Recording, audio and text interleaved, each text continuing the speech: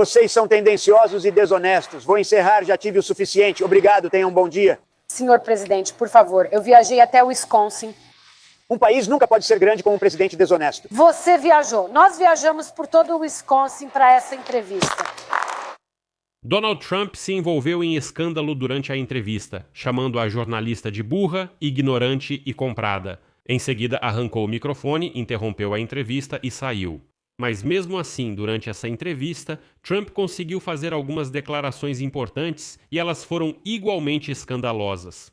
Bem, por exemplo, que os americanos que invadiram e tomaram o Capitólio em 6 de janeiro de 2021 receberão compensações financeiras. Prometeu que agora ele realmente não vai começar mais nenhuma guerra. Afirmou que todas as promessas de campanha dele de não iniciar guerras, ele nunca disse isso, então provavelmente foi impressão sua. Mas também começou, por algum motivo, a elogiar e admirar o líder iraniano Majtaba Khamenei. Então, no domingo, 7 de junho, o presidente Donald Trump interrompeu repentinamente e de forma escandalosa uma entrevista no programa Meet the Press. Depois de defender possíveis pagamentos a pessoas responsabilizadas pelos acontecimentos de 6 de janeiro e alertar que negociações lentas com o Irã podem levar à retomada de ações militares dos Estados Unidos, o que ocorre agora no Oriente Médio foi tema do meu vídeo anterior, recomendo que assista. Embora, lembro que é justamente Trump quem permite que a situação se arraste e que as negociações durem para sempre. Mas primeiro vou mostrar para vocês aquele trecho polêmico. A entrevista em que Trump interrompe a entrevista, ofende a jornalista, arranca o microfone e sai fazendo barulho. A questão é que Trump voltou a insistir no seu tema favorito das eleições roubadas e tentou promover sua ideia de um novo sistema eleitoral. Segundo ele, o sistema atual é ruim e causa esses escândalos. Ele afirma: da última vez ganhei, mas me roubaram a eleição. Depois disso, algo deu errado e ele causou confusão. Primeiro vou apresentar a tradução para vocês, e depois vocês mesmos vão ouvir essas emoções, para que a tradução não se sobreponha ao áudio original. Primeiro vou ler para vocês e depois verão as emoções ao vivo. Trump diz: você acha apropriado que eles realizem as eleições e 5 dias depois ainda nem chegaram perto de definir o vencedor? Funcionários estaduais e locais admitem que estão trabalhando devagar e não pedem para contar os votos rapidamente. É assim que votam na Califórnia, eles não são honestos, assim como você. Sua imprensa não é honesta e o programa Meet the Press também não é honesto. A jornalista diz: mas vamos continuar. E ele diz: não, você está favorecendo eles. A jornalista: sim, vamos seguir. Ele, Trump, diz: vocês são ou desonestos ou tolos. A jornalista: vamos continuar. Trump: vocês estão ajudando eles com tudo isso. Vocês sabem que essa eleição foi fraudada. O seu canal sabe que foi fraudada. Vocês sabem que eu tive uma vitória convincente na eleição e 94. As publicações sobre mim foram negativas. Jornalista: mas, senhor presidente, o senhor nunca apresentou provas. Trump diz: e sabe por quê? Porque eu não confio em você. Jornalista: mas o senhor nunca apresentou provas de que as eleições foram fraudadas. Ok, vamos continuar falando sobre isso. Quero falar sobre Todd Lynch. Você tem mais provas, mais do que jamais foi apresentado. Jornalista: sim, vamos falar sobre isso. Suas eleições neste país. Somos como um país do terceiro mundo. Trump interrompe: suas eleições não são justas. E você não é honesta. E toda a imprensa não é honesta. E a ABC, e a CBS, e a CNN. Todos vocês são desonestos. Vamos encerrar, porque já chega para mim. Obrigado, querida. Aproveite o seu tempo. Jornalista: senhor presidente, por favor, vamos lá. Eu vim todo esse caminho até o Wisconsin. Trump: e eu fiquei sentado com você na chuva. Jornalista: eu sei. Trump: eu fiquei sentado com você na chuva por 1 hora inteira. Jornalista: precisa colocar ordem na sua imprensa. Porque sabe de uma coisa? Um país nunca poderá se tornar grande se a imprensa for desonesta. Agora vejam essa troca de palavras interessante no original. Jornalista: Você acha apropriado que eles façam uma eleição e 5 dias depois ainda estejam longe de escolher um... imagine, os oficiais locais admitem que são lentos. Eles exigem, não? Eles são corruptos. Eles estão pedindo para que os votos sejam contados rapidamente. É assim que votam na Califórnia. Assim como vocês são corruptos, a imprensa de vocês é corrupta. E enfrentar a imprensa é trabalho. Eles são crocodilos. Assim como você, crocodilo. Sua imprensa também. Encontre-se com eles. Para ser justa, eu não sou corrupta. Mas vamos realmente jogar nas mãos deles. Vamos continuar. Você é ou corrupto ou burro. Com essa reputação, você faz exatamente o jogo deles. Você sabe que essas eleições são manipuladas. Sua emissora sabe que elas são manipuladas. Você sabe que eu venci uma eleição por uma grande margem e recebi 94% de cobertura negativa. Mas, senhor presidente, sabe por que recebi isso? Porque você não tem credibilidade. Nunca apresentou provas de manipulação. Quero falar sobre Todd. Você tem mais provas. Há mais provas do que jamais foram apresentadas. Vamos falar sobre isso. Há eleições neste país. Somos como um país de terceiro mundo. Suas eleições são fraudulentas e você é corrupto. Pelo menos a imprensa é corrupta. E a ABC, a CBS e a CNN também são. Mas, senhor presidente... Vocês são tendenciosos e desonestos. Vamos encerrar, já tive o suficiente. Obrigado, querida. Tenha um bom dia. Senhor presidente, por favor, eu viajei até o Wisconsin. Eu fiquei na chuva. Eu sei, eu viajei até o Wisconsin. Dentro e fora do ringue. E eu já te dei tempo suficiente. Você deveria consertar a sua imprensa, porque sabe de uma coisa? Um país nunca pode ser grande com uma imprensa desonesta. Presidente, sua desonestidade. Escute, ele viajou até o Wisconsin para a sinagoga.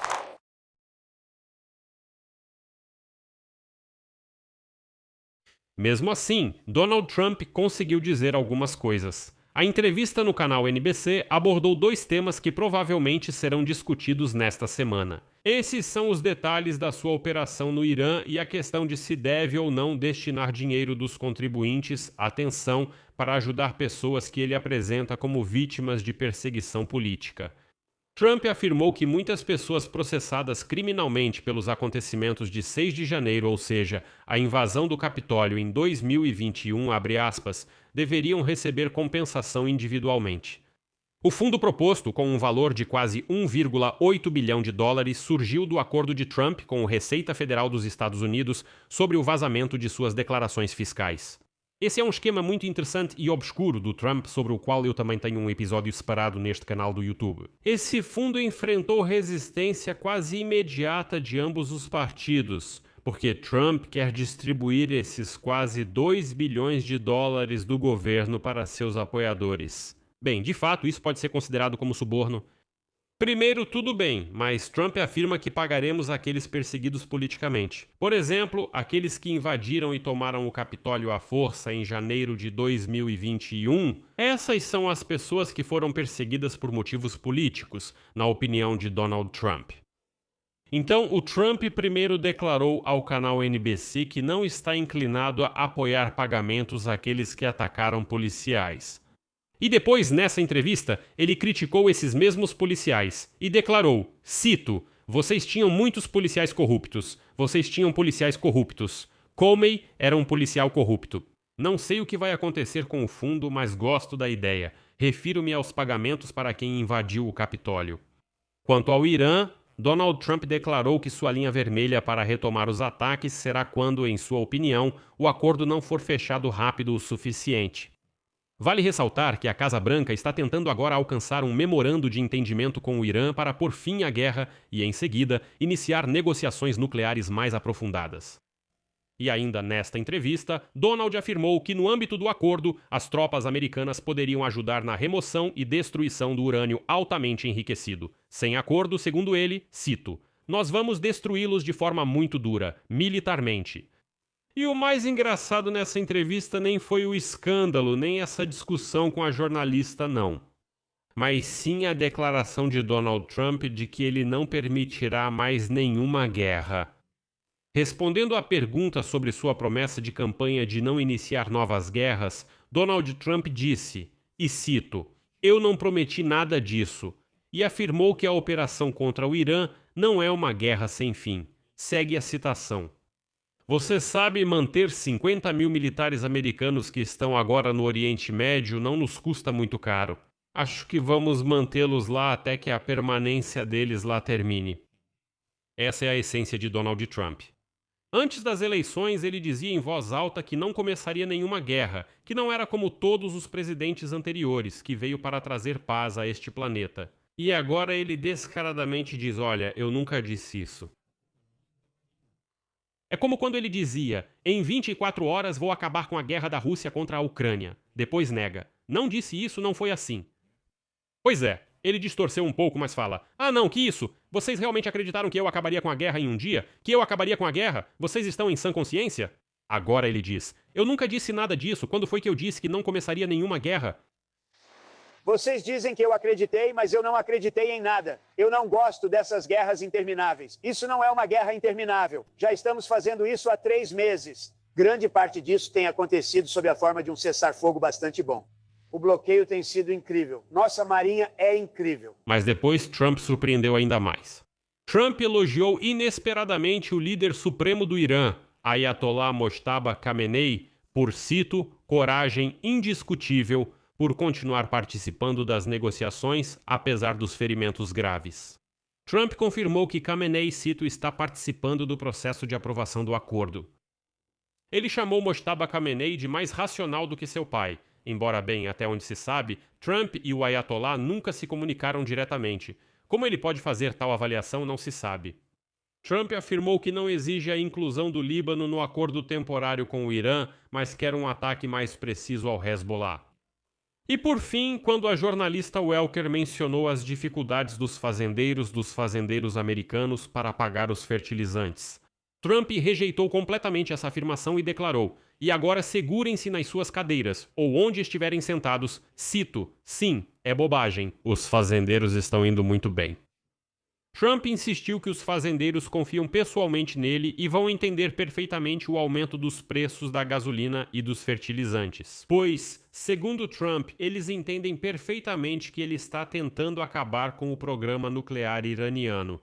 Trump afirmou: "Ouçam, os preços estão subindo, gasolina e fertilizantes estão mais caros, está difícil para todos, mas, segundo ele, todos o entendem, amam e apoiam. E por isso estão dispostos a suportar todos esses inconvenientes."